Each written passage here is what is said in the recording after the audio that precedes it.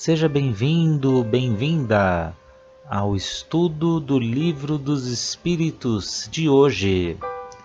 Busque um ambiente tranquilo e sereno. Prepare o seu recipiente com água, que será magnetizado no decorrer do estudo de hoje, e fixe o pensamento em Jesus. Bons estudos!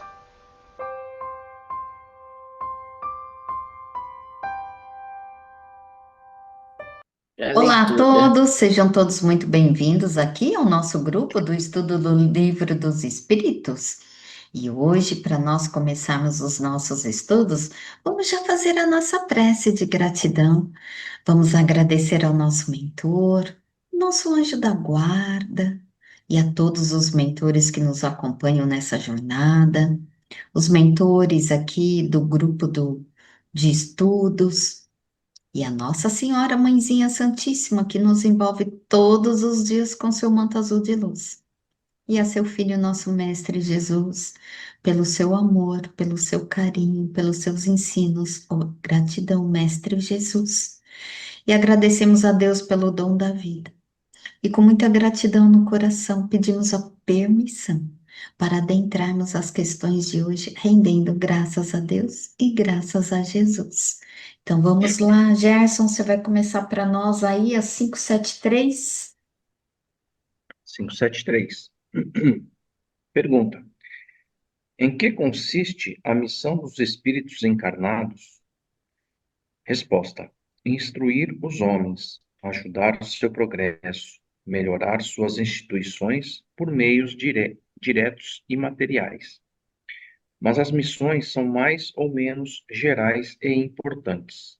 Aquele que cultiva a terra cumpre uma missão como aquele que governa ou aquele que instrui. Tudo se encandeia na natureza. Ao mesmo tempo em que o espírito se depura pela encarnação, ele concorre, sob essa forma, para o cumprimento dos caminhos da providência. Cada um tem sua missão nesse mundo, posto que cada um pode ser útil de alguma forma, para alguma coisa, né? Então, assim, como a gente falou anteriormente, todos nós temos uma missão, todos nós. Umas são conscientes, outras inconscientes, mas ninguém é inútil no universo, né? Aquele exemplo também que demos na questão anterior, né? Que é uma gota dentro do oceano. Em princípio, nada, né? A gente pode achar que não é nada, mas tire gota a gota do oceano, veja o que acontece, né? Então, todos nós somos instrumento do Pai para a evolução do universo e para a nossa própria evolução. Então, assim, enquanto encarnados, nós podemos servir à humanidade com essas missões, né? Então, com a nossa inteligência, com a inteligência que nos é dada, a gente pode criar ferramentas aqui na humanidade que visam melhorar, a, a- visam a evolução. Então, por exemplo, ferramentas de construção civil que ligam um ponto a outro, que ajuda a humanidade, né? Engenharias de irrigação, por exemplo, que ajudam a produzir mais alimentos para a população, novas energias. Então, tudo isso é baseado é fruto de inteligências de encarnados que vieram aqui colocar em prática descobertas de curas de doenças até então ditas doenças sem cura. Então, tudo isso são missões. E tudo isso a gente consegue através da inteligência que nos é dada, né? Uhum. Então, dentro dessa vida transitória, aqui como encarnado, nós temos a missão de colocar essa inteligência a serviço de todos. E devemos fazer isso. Devemos fazer isso. Então, a gente pede antes, né? Que tenhamos os meios para isso. E, e aqui a gente tem a oportunidade de mudar a vida das pessoas e a nossa também, aprendendo com as durezas da vida, com as experiências que nos forem apresentadas, né? Nos forem oferecidas. Então, são as ditas missões voluntárias e involuntárias, né? Eu lembrei até de um exemplo, uma vez, agora não lembro aonde que eu li, e quem era o autor, mas a diferença do bom médico e do médico bom, né? O bom médico é aquele que visa curar as pessoas, né? E usa toda a inteligência, fez a melhor faculdade, estudou, se aprimorou, tem como filosofia de vida salvar as pessoas, né? Ele salva as pessoas e eventualmente pode juntar alguma riqueza, né? Por conta dessa sua competência. Esse é o bom médico. E o médico bom é aquele que, para juntar riqueza, ele se especializa, ele dá o máximo e se faz o melhor médico da sua especialidade, né? Então, esse é o médico bom, né? Que visando, né, com a filosofia de crescer na vida, ele atua curando as pessoas, né? Só um pouquinho a ordem aí que altera um pouco, né? Quem vem primeiro, a riqueza ou a cura das pessoas, né? Então, é isso que eu entendi nessa questão. Lembrando também, né, Gerson, que as missões todas são igualmente importantes perante Deus, perante a espiritualidade, né? As missões, sejam grandes, sejam pequeninas, aquelas que são quase impercebíveis, né? Você estava citando o médico, né? Esse cirurgião, por exemplo, para ele ir fazer a sua cirurgia, ele precisou de pessoas que desempenharam várias missões ali, né? Da faxineira, daquela que foi higienizar. Todas elas, né, tiveram uma missão ali para que essa vida fosse salva, né? Então, as missões perante a espiritualidade, não existe o tamanho dela. Existe aquilo que você falou, o amor, a vontade, né, em fazer. De nada adianta, por exemplo, um cirurgião sem discriminação plástico, por exemplo, que só visa o dinheiro. Ele está ali operando só com lucro financeiro, material, né? Enquanto o outro que vai limpar ali, limpa com amor, às vezes até ora por aquela pessoa que vai ser operada, né? Pessoas melhores, né? Então, as missões são em vários tamanhos e todas importantes, né? Isso mesmo. Tudo que vocês falaram, bem importante. E também, assim, pegando essas missões, por exemplo, o que você falou, Suzelei, da faxineira. Olha só, deixa a faxineira aí, se ela precisa faltar 1, 2, 3, 4 dias, uma semana. Olha a falta que vai fazer. Então, todo mundo tem a sua parcela de contribuição. E só colaborando mais um pouquinho de tudo aí que vocês falaram, muito bom. Acho que a maior missão que todo mundo vem, que todo mundo tem, acho que seja encarnado ou desencarnado, porque agora aqui a gente está falando das missões dos encarnados, mas eu acho que a missão é o que Jesus nos deixou. Amai-vos uns aos outros. Acho que é a maior missão e de todos, né, gente? E essa missão não vai definir se você está em outro plano, né? Se está no plano espiritual, no plano terreno e classe social. Então, bora seguir? Vamos. 574. Qual pode ser a missão de pessoas voluntariamente inúteis na Terra? Gente, olha a pergunta do Kardec, né? E aquelas que vêm aqui e não faz nada? Ai, Jesus. A espiritualidade responde: há efetivamente pessoas que só vivem para si mesmas e não sabem tornar-se úteis para nada. São pobres seres que devemos lamentar, porque espiarão cruelmente sua inutilidade voluntária. Seu castigo começa frequentemente desde este mundo, pelo tédio e pelo desgosto da vida. Então, olha só, a inutilidade, porque assim, gente, ninguém no plano espiritual vai fazer um projeto, né? Vai definir ali a sua missão e vai vir e falar assim: ó, quero ficar lá só de sombra e água fresca, tá? Ou passear só no planeta Terra. Acredito que isso não existe, né? Não, no seu processo reencarnatório. Então, assim, essa inutilidade, ficar sem fazer nada, sem gerar algum benefício para outro, gera é, uns, o vazio existencial, gera uma insatisfação que só vai, gente, ser preenchido por, é, por aquilo que você pode fazer de bem para a humanidade, para o próximo, incluindo a si mesmo. Não é aquelas atividades de você ter um bem material, de você ter um relacionamento afetivo.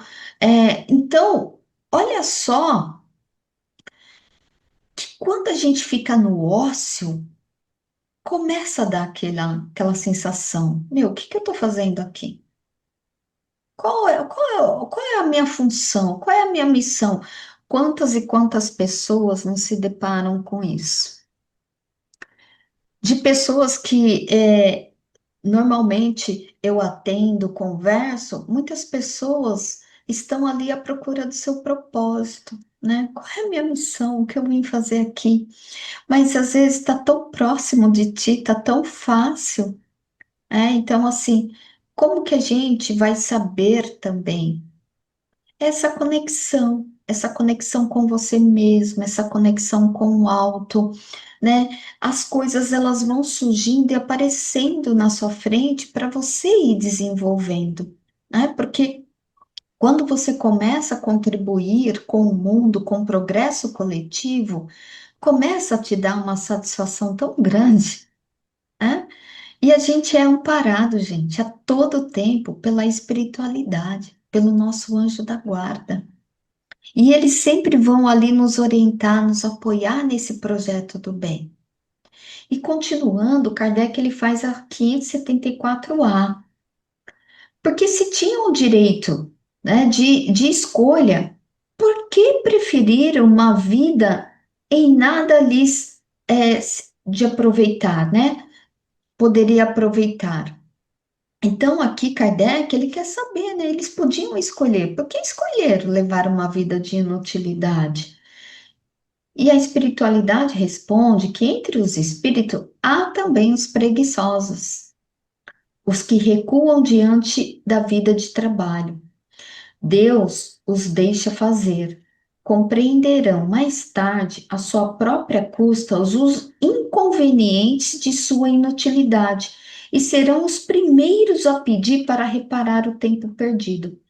Talvez também tenham escolhido uma vida mais útil, mas uma vez em ação a recusaram, deixando-se arrastar pelas sugestões dos espíritos que o incitavam à ociosidade. Então, acredito que é bem o que eu falei. Acredito que ninguém vai fazer um projeto de eu quero viver de sombra e água fresca, né? Tipo, me errem, não me acertem, me deixem aqui na minha redinha. Então, as pessoas elas podem ter pedido as tarefas, as suas ocupações, mas quando reencarna, chega aqui no planeta Terra, que é a missão difícil, então chega aqui e se perde.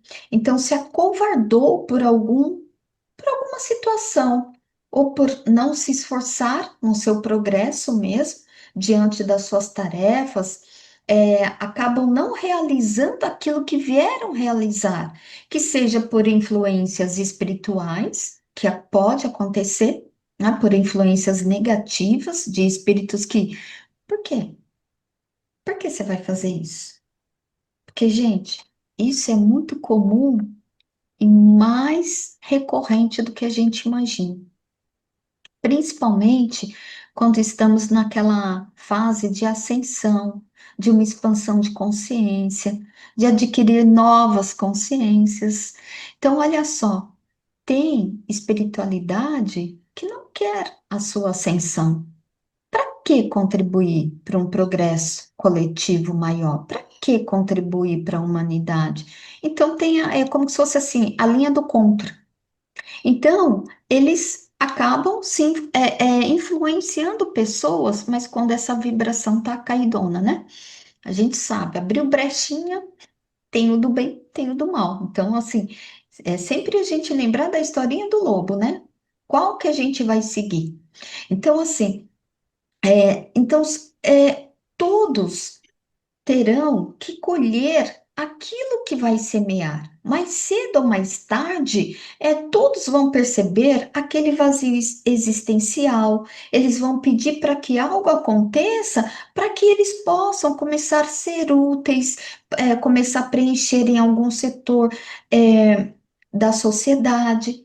E um estudo muito bom para a gente refletir sobre essas questões, gente, é a parábola dos talentos.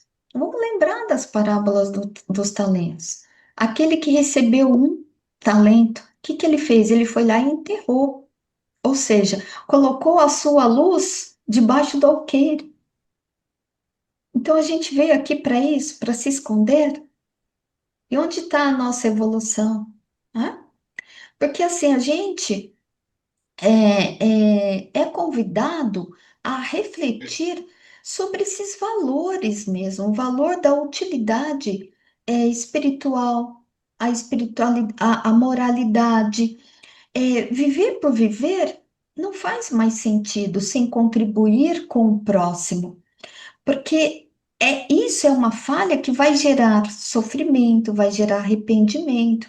Aí são consequências, por exemplo, que a pessoa adquire crises, adquire depressão, um mal-estar.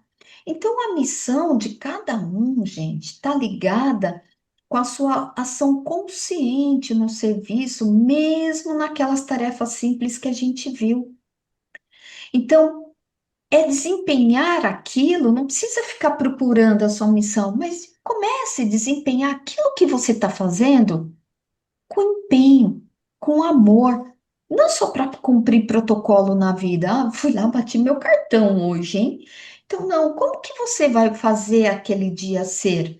Então, aplicar esses conhecimentos na vida, então é a gente ter comprometimento. Como, por exemplo, aqui, a gente tem um comprometimento do nosso grupo de estudos, do Livro dos Espíritos. Gente, a gente está no terceiro ano.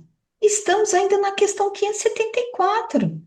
Até a gente chegar a 1019, provavelmente mais 3 anos. Ou não, ou mais.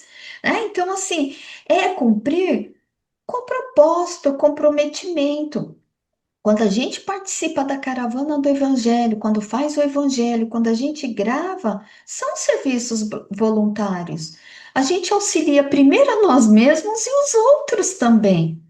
Então, assim, é contribuir com a humanidade com coisas simples. Quando você é voluntário em algum lugar, quando você vai ajudar alguém, quando você vai preparar uma refeição, como que você prepara essa refeição? Com carinho para sua família? Ou você faz ali correndo, se o negócio caiu, você xingou, né? Então, às vezes, eu ouvi a pessoa atento, sem ficar se preocupando. "Ai, tem alguém me mandando o zap, meu zap não para." Não, desfoca. É centrar no aqui e agora. Olha, o Gerson está falando comigo, eu tenho que dar atenção para ele. Eu estou prestando atenção no que ele está falando. Então, é cuidar da sua casa com zelo, né? É compartilhar o que você sabe. É oferecer ajuda a quem está ali em alguma dor, em algum sofrimento. Então, por exemplo, tem um exemplo, quando eu citei esse exemplo, eu me lembro quando meu pai faleceu, né? Aliás, quando meu pai e quando minha mãe faleceram. Então, assim, tem os amigos que oferecem ajuda. E eu lembro das ajudas, do carinho, das mensagens. E teve uma amiga muito querida que ela falou assim, Meire, eu posso ir aí fazer uma comida para você. Eu achei aquilo tão simples e tão lindo e tão de coração que quando eu lembro eu até me emociono. Então, olha só, gente, isso é contribuir? Claro que é. Ah, mas vamos lá, é isso aí que eu tinha para falar.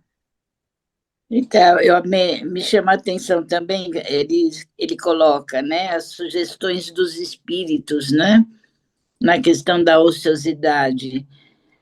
E nem sempre são só os espíritos desencarnados, né? Muitas vezes o próprio espírito encarnado, muitas vezes a própria família, muitas vezes os próprios pais, né? Eles acabam, às vezes até por aquele excesso de amor que eles chamam, levando o indivíduo a se tornar inútil, né? Dando tudo, deixando rendas. Quantas pessoas vivem, né? Como você colocou ali na rede, tocando flauta, né? Porque não tem uma necessidade, não percebe uma necessidade, pelo menos material, né, de ir ao trabalho, por exemplo. Então, tem tudo. A família tem uma condição financeira boa, deixou rendas, e ele vive no lazer, tocando flauta. Então, a família, os pais também tem uma parcela muito grande aí nessa situação. Então, como educar os filhos? Vamos educar para serem inúteis? Eu sei que ele tem o processo reencarnatório e muitas vezes ele esquece também de vida e educação, também tem essa parte. Então, é preciso que... Tem muitos jovens, principalmente hoje, que não estudam nem trabalham. O que será dessa juventude, né? Vão ser inúteis? Por que estão assim? São só os pais ou é toda uma sociedade? Então, essa pergunta nos alerta a isso também, né? Para que a humanidade mude, né, nesse sentido, e valorizar mais o trabalho, os estudos, né, os pais que estão ali no celular, esquecendo os seus filhos largados, né? É Eu isso. lembro de mais um ponto aqui, rapidinho, que é que a gente sempre fala a questão da escola, né? O que é uma instituição de ensino sem as crianças do jardim, da infância, do primário e do pessoal do ensino superior, por exemplo, né? Então, tem espíritos que eu acho que estão em níveis diferentes aqui convivendo, né? Então, os espíritos que estão iniciando, mais inferiores, vamos assim dizer, são aquelas crianças do primário, que a obrigação é só ir para a escola, ir para casa, fazer uma lição de casa, voltar no dia seguinte, ficar quietinho, obedecer a professora, tirar a média, e pronto, e para ir para o próximo ano, próximo ano, próximo ano. Quanto mais você vai subindo, aí começa as pesquisas, os estágios, residência, né? Começa a conviver trabalho e estudo. Então, acho que também depende do nível do espírito que está sendo encarnado. Porque lembrando, né? Todos nós, simples e humildes, né? E vamos evoluindo, evoluindo, evoluindo. Uns mais rápidos, outros mais devagar, mas todos têm que ter oportunidade. E todos chegaram lá em cima, né? Então, a gente acaba convivendo com pessoas, esse exemplo aqui, mais produtivas e menos produtivas, né? Porque aqui está no caminho, né? E esse já traçou, né? Já passou por esse caminho. Só isso que eu queria é, é, incrementar aí na nossa pesquisa aí. Tá bom. Então, vamos lá, 575. As ocupações comuns mais nos parecem deveres do que missões propriamente ditas.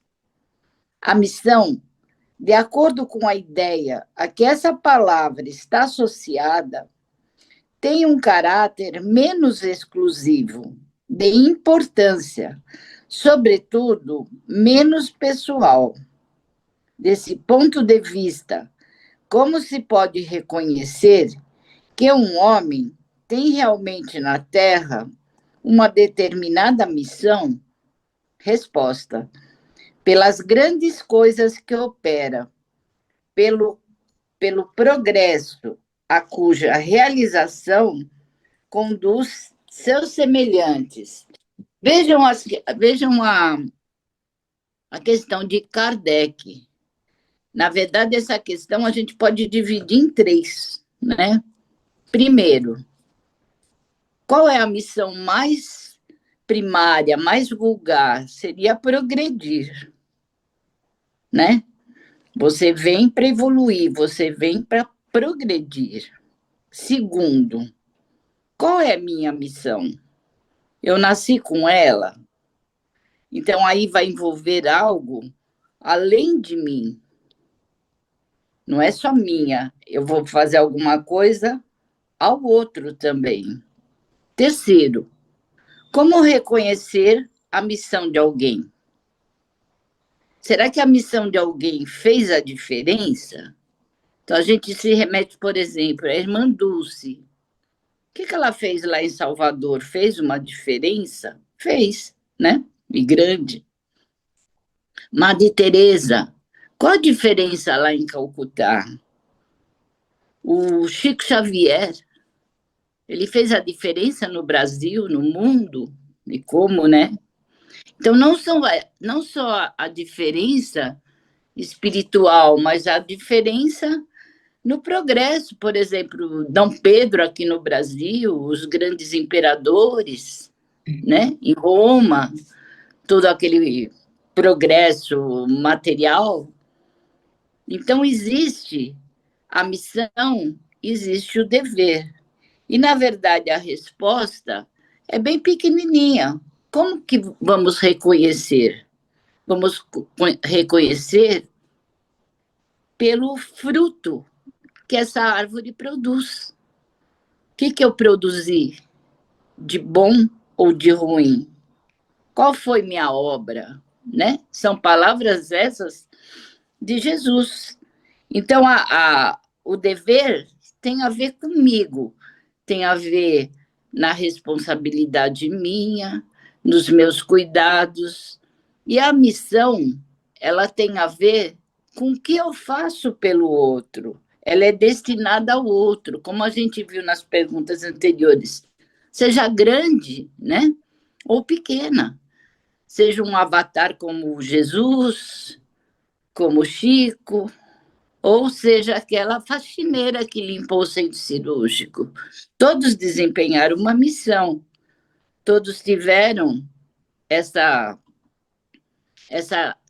capacidade, né, de fazer, desde que tenha feito, como a Mary falou, com amor, com dedicação, aos olhos de Deus, é uma missão enorme, né? Então, quando eu coloco que eu tenho a missão de fazer pelo outro, muitas vezes esquecendo de mim mesmo, isso não quer dizer que eu não deva me cuidar. Não, primeiro eu, né? Eu tenho que fazer minha reforma íntima, eu tenho que me cuidar, eu tenho que me alimentar, eu tenho que ir no médico, eu tenho que cuidar de mim, mas eu tenho também uma missão onde eu vou me dedicar ao outro, seja em que uma missão pequena ou grande. Então, a grande missão, por exemplo, Francisco Francisco de Assis, ele teve uma missão que até hoje prevalece, né, na humanidade. Então, é uma missão que envolveu toda uma humanidade. Existem missões, como a Mary colocou, como a nossa aqui no grupo do Livro dos Espíritos. É uma missão que nós temos, que sabemos que toda a quinta-feira nós vamos nos reunir, nós vamos pegar essas questões, vamos explanar sobre elas. Não deixa de ser uma missão importante também, porque fazemos, né, com dedicação, com amor, com frequência. Há quanto tempo estamos fazendo, né? E cabe a Deus saber o quanto tempo ainda vamos ficar, né? Então, essa missão, ela faz com que o nosso, assim como dos grandes avatares, né? Ela faz com que a gente fique cada vez menos egoísta, cada vez mais vamos enterrando o nosso egoísmo, o nosso orgulho, para nos dedicarmos inteiramente a essa missão. E, mais uma vez, lembrando, sem esquecer, né, de nos cuidar. E outra coisa, toda missão, é claro, seja grande, seja pequena, nós vamos encontrar os espinhos, as dificuldades, né? Em tudo, quantas vezes ficamos doentes, não podemos gravar, né? Quantas dificuldades pode haver da internet cair. Então, são várias dificuldades que encontramos. E imagine Jesus, a missão de Jesus, a cruz, as dificuldades, né, que ele enfrentou para aquela missão de total doação que ele teve. Então, precisamos nos ater a isso. Temos que enterrar o nosso orgulho, enterrar essas vaidades, para nos dedicarmos realmente àquilo que viemos fazer nesse mundo. Então, temos deveres, sim, que é nos cuidar, fazer nossas reformas íntimas, e temos também a missão, que vamos descobrindo, muitas vezes ao longo do tempo, ou já nascemos, já descobrimos, cada um é cada um, mas todos temos essa missão, que escolhemos, né, no nosso processo reencarnatório. É isso que eu entendi. É isso aí, Suzilei. A missão ela não é medida por fama, por títulos, mas pelo impacto positivo que alguém gera. E pode ser as maiores, podem ser aquelas menores que às vezes, muitas vezes não são reconhecidas ou vistas, mas, por exemplo, um professor que transforma vidas, aquela mãe que educa seu filho com valores elevados, um médium que se dedica a um consolo ali espiritual, com humildade, espalhando ali a paz por onde passa. Então, olha só, e até quando você falou desses avatares, né, desses grandes expoentes aí, Irmã Dulce, Madre Teresa, Chico Xavier, Dom Pedro, aí eu lembrei daquele livro, é, é, Brasil, Coração do Mundo, Pátria do Evangelho, né? Falei certo, Gerson? Pátria do Evangelho, isso. Isso. Então, ali, gente, quem não leu esse livro, recomendo fortemente, porque, gente, as missões ali são lindas, tão lindas, maravilhosas, que tá isso que a Suzelei comentou, né? A passagem ali do Dom Pedro, a missão, Ismael. Nossa, gente, é muito lindo quando você começa a ver como é que é. Como são essas missões e os grandes impactos positivos aí que temos, né? Então, olha só, gente, quanta reflexão tivemos aqui hoje, hein? Em apenas 3 questões. E lá se vão mais 3 anos, hein? Então, olha só, que todos nós fiquemos com a luz de Jesus em nossos lares e nos nossos corações. E até a próxima semana, gente, com fé em Deus. Tchau, tchau.